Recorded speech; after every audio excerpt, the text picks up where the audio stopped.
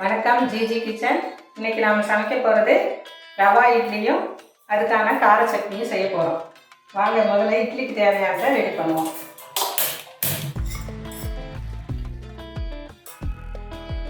கடுகு, உளுத்தம்பருப்பு, சீரகம் எல்லாம் ஒவ்வொரு ஸ்பூன் எடுத்துருக்கேன்.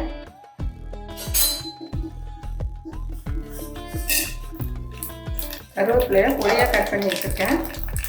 பெருசாக போட்டால் நல்லா இருக்காது. இஞ்சி, பச்சை மிளகா, பூண்டு பொடியாக நறுக்கிட்டேன். ஒரு 4 பூண்டு, ஒரு சின்ன இஞ்சி, ஒரு பச்சை மிளகாய், வெங்காயம், ஒரு சின்ன பெரிய வெங்காயம் எடுத்துருக்கேன்.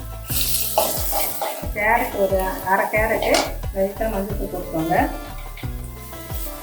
பச்சை பட்டாணி வேக வச்சது, கொத்தமல்லி தழை பொடியாக நறுக்கியது, ரவை ஒரு 300 கிராம் எடுத்துருக்கேன். அதை இதோட போட்டு நம்ம வறுத்துக்கலாம். வறுத்துட்டோம். இப்போ இது கூட கொஞ்சம் தயிர் சேர்த்துக்கோம்.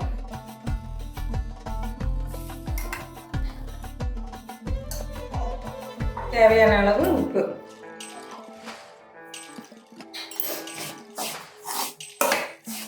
அரை டம்ளர் தண்ணி ஊற்றிருக்கேன். ரொம்ப தண்ணி ஊற்றக்கூடாது. கொஞ்ச நேரம் ஊறட்டும். அப்படியே நம்ம அதுக்குள்ளே சட்னிக்கு தேவையானதை பார்ப்போம். 3 மிளகாய் வத்தல் போட்டு வச்சுருக்கேன். பூண்டு ஒரு 7 பூண்டு, ஒரு சிறிய துண்டை இஞ்சி, இன்னும் ஒரு 2 சின்ன வெங்காயம் கட் பண்ணி வச்சுருக்கேன். பெரிய வெங்காயம் 2 பெரிய வெங்காயம், ஒரு கொத்து கருவேப்பிலை,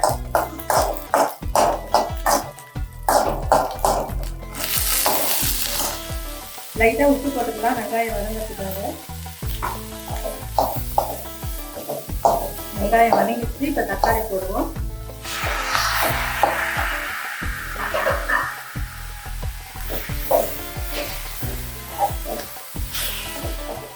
இப்போ சட்னிக்கு வதங்கிடுச்சு நல்லா. இது கொஞ்சம் ஆறட்டும். நம்ம இட்லிக்கு தேவையானது பார்ப்போம்.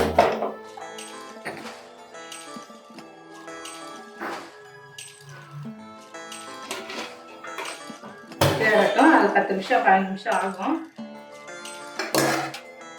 உப்பு தேவையான அளவு போட்டுக்கோங்க.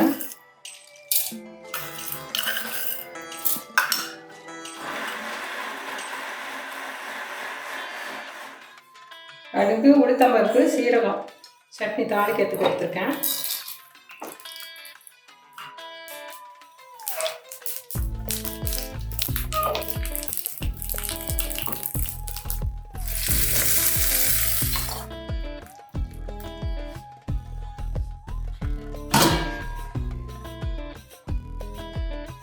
கலர்ஃபுல்லான சுவையான ரவா இட்லி சட்னி.